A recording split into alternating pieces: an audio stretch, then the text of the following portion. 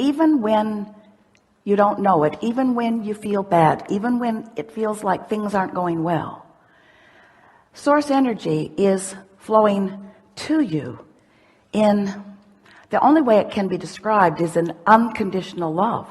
No matter what, this source energy, the same energy that creates worlds, flowing to you. But how you allow yourself to be in that energy, we'd like you to feel this. It's like a permeation of environment all around you of well-being and appreciation. But if for whatever reason you've decided to be mad at yourself or someone else, then you're not allowing, hear this, we've never said this to you before, you are not allowing in your moments of negative emotion the unconditional love to be reached by you because of the conditions that you are placing. Can you hear that? Only you can block the unconditional love with the conditions that you place. These are my conditions. I don't like that person very much. Or that didn't go well for me. Or I lived something that was unpleasant. Or somebody in politics is doing something that I deem inappropriate. So as you place conditions on your love, all that happens is you prevent yourself from receiving the always flowing, ever surrounding, always, if you will allow it, penetrating love, clarity, abundance of well-being that is flowing to you at all times. So this gathering, we've called it a lot of different things. The science of deliberate creation, because we wanted you to be deliberate about what you were thinking. The art of allowing, because we wanted you to figure out how to be in that soft place of allowing this energy to flow. And these days, what we're really wanting to put emphasis on is you walking around all day in this body, offering a vibration which equals your point of attraction. So you are establishing a vibrational environment, a vibrational climate, a vibrational, it's like how the scientists prepare the petri dish so that they will be able to introduce something to it and grow in it just what they want to. You sort of kind of get that. You've got your own environmental vibrational thing going on. And what that amounts to is the degree to which you allow or don't allow the good stuff that source is flowing to you. That's it. So if you can get that when your kids misbehave and you shout at them because they deserve it, by your opinion and most of the books you've read, then what's happening to you in that moment is you are reacting to their behavior, not to your practiced environment. Source never does that to you. Source never responds to your behavior. That's why Source's love is unconditional. But when you respond to someone's behavior or to a circumstance or an event, rather than to the practiced climate that you've established, that's when life gets kind of confusing, because that happens and you respond to it, and when you respond to it, it affects your climate. And when it affects your climate, it affects your point of attraction, so other things like it come to you, and then you start believing that this is just the way it is, because it shows itself to you that way over and over and over again. So why wouldn't you believe it? That's the way it is. They would consider you to be in denial, fabricating things, making things up. And we say, yeah, do that. Tell it the way you want it to be. Practice the environment. Create your vibrational reality. Create your vibrational climate. And then watch what comes.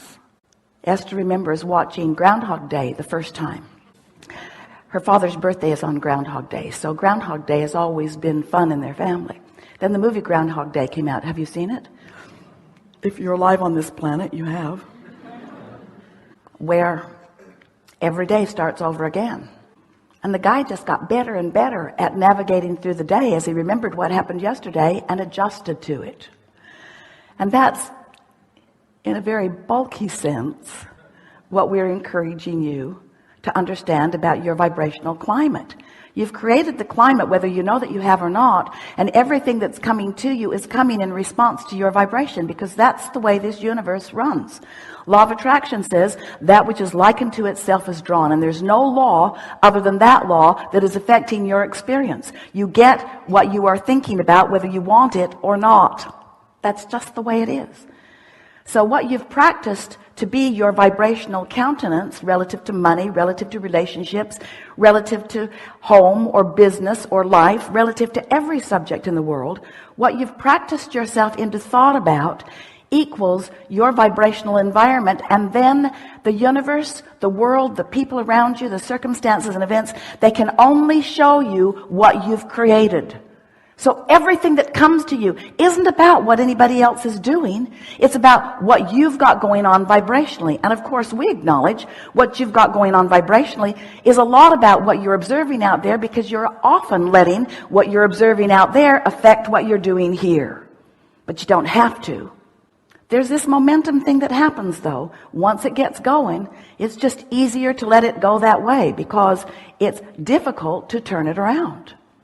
So we want to talk about momentum. We want to talk about deciding how you want to feel. We want to show you how to get this vibrational climate around yourself in an attitude that you'll like what flows into it. Because when you're in this vibrational place that is in sync with who you really are, your emotions raise from pure satisfaction to true passion and enthusiasm for life. You feel clear and sure and interested in life. You feel fun. Your timing is good. You feel vitality. Everything about your world feels good to you once you deliberately prepare your vibrational environment to be the receiver of the things that it must receive, because law of attraction will not give to you something that you have not practiced. We always like to put this analogy in early in our conversations with you. Sometimes it is as if you are saying to us, Abraham, I've jumped out of an airplane and I don't have a parachute. Would you please advise me as what to do now? And we always say, hang on, it will be over in a little while. Because there is a momentum at that stage that there is not likely an action that you're going to find that is going to dramatically change the outcome, because you waited too long before you addressed it. You let the momentum get going too far. Well, no big deal. The momentum will peter out. And when you sleep tonight, the momentum will stop altogether. And in the morning when you awaken, you have the option of beginning your momentum in a way that creates a vibrational atmosphere that you will like what comes to it. So since we've been talking like this, Esther has been thinking a lot about creating her vibrational atmosphere. And she's saying to herself often, and it will serve you well too, I want to respond to what's happening out there in the world, or happening to me, happening anywhere that I'm involved with it or observing it. I want to respond from this practiced place of alignment, not from this reactionary place. And really that's what the art of allowing is all about. It's deciding how you want to feel. It's understanding that you are extensions of Source. It's understanding the way Source always bees with you. In fact, do you know that the only reason that you can even feel what you would call negative emotion, whether you call it fear or rage or embarrassment or anger, every negative emotion that you feel is only possible because you are feeling a way that the Source within you does not feel about the same subject. In other words, you're setting up a frequency that's different from the frequency of Source. So really what negative emotion is, here's the clearest way that we can ever explain it to you. Here you are standing in your world, in your body, in your beingness, and Source is surrounding you with well-being. And when you let yourself be the receiver of that well-being, of that clarity, of that love, of that appreciation, of that abundance, then you feel great. But when you start thinking thoughts that prevent it from coming, that's what negative emotion is. It's your resistance to the natural well-being, to the unconditional love, to the unconditional prosperity, to the unconditional clarity that is flowing your way all day, every day, if you will figure out some way to let it in. So that's what we want to help you do. Figure out ways to let it in. You now know everything we know, and the rest of it is really up to just practicing it out there in the world. You just got to get out there, have an experience, and then acknowledge, oh, that experience matches the climate that I established. Do I want to adjust the climate, or did I like it? If you liked it, adjust nothing. If you didn't like it, adjust it.